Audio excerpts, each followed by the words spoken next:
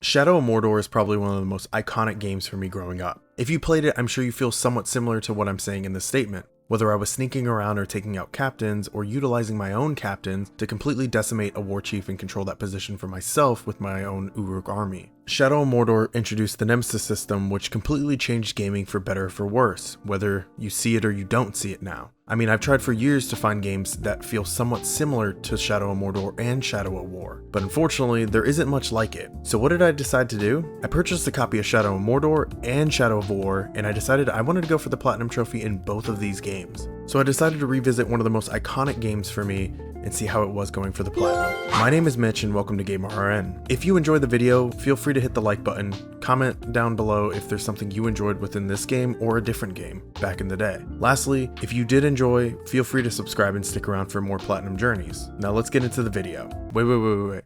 Before we get into the video, I just wanted to give you a brief rundown on the game. If for whatever reason, you lived under a rock like Patrick Star and haven't been able to experience this gem of a game. The game is a third-person action-adventure game where you'll be playing as Talion, a ranger and captain within Gondor, where Talion had lost his life during a raid from the Uruks and he lost his family. However, he was cursed and now possessed by a wraith named Celebrimbor. Now Talion seeks revenge against the one who denied him death, while Celebrimbor looks for answers about his past. Also, if for whatever reason you hear barking in the background, one of the big reasons I haven't been uploading videos as much recently is because I did get 2 new puppies. Here they are, I'm going to put them on the screen. They are Great Pyrenees and Anatolian Shepherd puppies.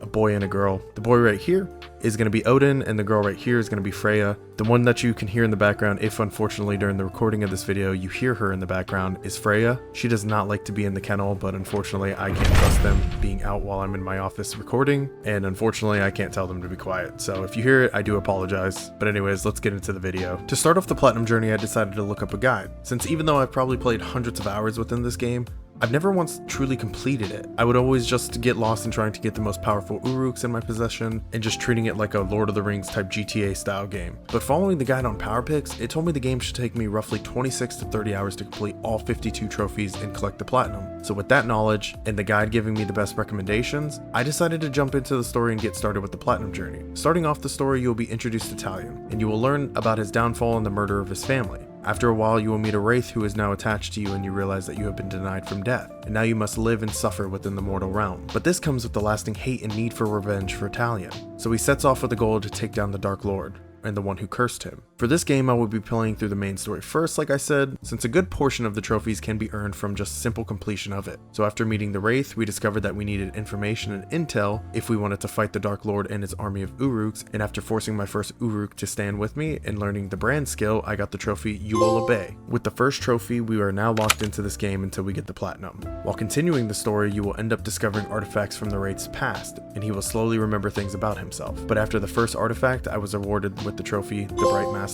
While completing some of the main missions as well as trying to recruit my own Uruk army, I managed to hit 5 pieces of bait and use that to attract some Caragors, and I got the trophy Jaws of Death. Finding another artifact along the way, I collected the trophy To Rule Them All for witnessing the creation of the Rings of Power. I also met an Uruk named Ratbag, who wanted to help me, but in return I needed to make him a captain. But after some time, I actually managed to make this guy into a war chief, and I mean, he was still really weak, but I got the trophy Ratbag the Great and Powerful. I also died somewhere along the line, but managed to take out my revenge target and got the trophy Repaid in Blood. I honestly didn't know this was one. I was just upset I had died, but now I do remember that at the very beginning of these games, how weak you feel compared to like late game. I also discovered you could poison the grog and have Uruks drink from it. So I decided to attend a captain's feast, and I got him to drink from a grog container that I had poisoned, and I got the trophy Black Celebration. Now there are a lot of Nemesis related or trophies related to Uruks in the game, so I did try to do them as I would remember them, mostly just to alleviate some stress from later on in the game. After a couple more raids on some strongholds, I had dropped enough Morgai fly nests to force 20 Uruks to flee and got the trophy Fly You Fools. Also by accident, I had taken out the bodyguards of 2 different war chiefs, and then when I took out the war chiefs themselves, since they were solo, I ended up getting the trophy Divide and Conquer. Yet another example of how I did not know this was one and I got it from just playing the game. I mostly was just tired of getting beat up by the extra captains there, especially early game, because like I said, all it takes is a few hits and you get knocked out. After a couple more story missions, I managed to get 2 more trophies. The first being Gothar the Cruel for destroying the statue of Sauron. The next being the Hammer Falls for killing the Hammer himself. During the playthrough, I was collecting all of the collectibles as I went by them, again mostly to alleviate all the stress of the late game, because I did not want to feel like all I was doing was completing a collectathon towards the end. But I got the trophy Paths of the Dead for collecting 25% of the artifacts. artifacts. I also managed to free 5 Caragors from cages and got the trophy Unleashed. Now, I finally unlocked my final Forge Tower and got the trophy Memories of Aragon. Then I kept going on with the story and got 2 more trophies again. The first being for my brother for killing the Great White Grog. The second being the White Wizard for lifting Lady Malwan's curse. At this point, to continue the story, I would need to brand all 5 war chiefs. So, I decided to kill 2 birds with 1 stone. I forced the only war chief I owned to cause a riot and attack another war chief. This netted me a trophy, the Spirit of Mordor. I had also been upgrading Talion, and after a few upgrades I got the trophy Strike True for unlocking the 2nd bow rune slot. I finally managed to brand and have control of all 5 war chiefs, which not only continues the story, but it also completed a trophy, Lord and Master. After this, I realized one of the most simple trophies that I had not been going for, or completing at all, so I finally started focusing on it, and I started using the skill Detonate more on enemies, and after burning 50 Uruks, I got the trophy, and it burns, burns, and burns. Also, I'm not exactly sure how to say Athelian, so I'm going to call them glyphs, but I collected 50% of the glyphs and got the trophy Crowned with Living Light. But after getting that last trophy, I decided it was finally time to finish the story and put it to rest. After some time, I finally finished the last 3 missions and got the trophies Beyond Hope, The Tower Crumbles, and The Hand is Severed. And with that final one, the main story was finally done, which meant all I needed to do now was clean up all the collectibles and side missions within this game. So the first thing I did was get started trying to complete all of the sword, dagger, and bow missions. After completing the first dagger mission, I got the trophy The Legend of Shadow. Then on to my first bow mission for the trophy Legend of the Maker. On the way to my first sword mission, I completed the first survivalist challenge by accident and got the trophy Scout of Moradon. I also managed to perform my first outcast mission on the way and got the trophy The Free Folk. Yes, at this point, I really was just focusing on side missions, but I didn't realize I had built up some currency, so I decided to spend it on some upgrades and get Talion a little bit stronger, and I got the trophy The Cold Light for unlocking 3 sword rune slots. Now, finally, I managed to get to my first sword mission without being distracted anymore and managed to get the trophy Legend of Vengeance. While completing these missions, I was getting good experience, which meant more skill points, which meant a better Talion. And I managed to get a lone captain and I branded him in combat and got the trophy A New Master. I finally finished up all the bow missions and got the trophy The Maker's Bow. I also unlocked 4 rune slots on the dagger and got the trophy Paid in Blood. While traveling to all the different missions, I was trying to finish all of the artifacts and glyphs and managed to collect 2 more trophies after finally finishing them, the first being Bearer of the Shining Lamp for getting 100% of the glyphs, and the second being Shadows of the Ancient Past for collecting 100% of the artifacts in the game. Oh, I also jumped off this Forge Tower and hit an Uruk with something they didn't see coming and got the trophy Height of Despair for performing a strike from above from at least 60 feet above them. I also saw a recruitment power struggle and noticed that there was a trophy behind this, and well, I figured I might as well do it now instead of waiting for it to appear later again. So I helped the captain win some new recruits and then I killed him and got the trophy No Power in Numbers. I also realized there was an Uruk captain that I had previously issued a death threat to and forgot about him. And when I finally saw and defeated him, I got the trophy Iron of Death. I finally managed to complete all the sword and dagger missions. I actually only had 2 left, but I kept getting distracted. But after I finally focused and finished them, I got 2 more trophies, Fire of Justice and The Last Shadow. Now that all the missions were done, it was time to focus on the Nemesis trophies, or at least the ones that were related to the combat and captains. So I managed to recruit 5 Uruk captains and force them to protect 1 war chief, and then I eventually turned them on him for the trophy Stinking Rebels. In the same fight as this previous trophy, I also managed to capitalize on that war chief's fear of Caragors